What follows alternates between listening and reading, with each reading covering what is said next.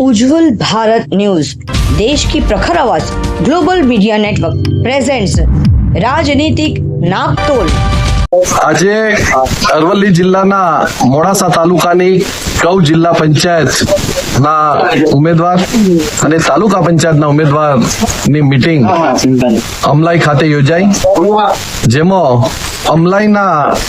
200 થી વધુ કાર્યકરો અને ગ્રામજનો આજે ભાજપ છોડી કોંગ્રેસમાં જોડાયા છે। તેઓએ ભાજપની જે નીતિ ખેડૂત વિરોધી રહી છે અને આ વિસ્તારનો જે વિકાસ સાચા અર્થમાં થવો જોઈએ એ થયો નથી, ત્યારે અમારા મોડાસાના પૂર્વ ધારાસભ્ય રાજુભાઈ ઠાકોર અને જિલ્લાના અમારા મંત્રી રાકેશભાઈ વણકર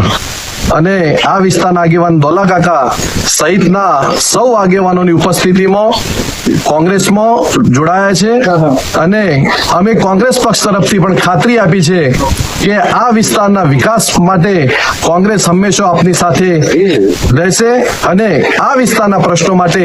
જે કોઈ લડત લડવાની આવશે એ પણ અમે લડી અને તમારા વિસ્તારના પ્રશ્નોને વાચા આપવામાં ચોક્કસથી પૂરેપૂરા મદદરૂપ થઈશું।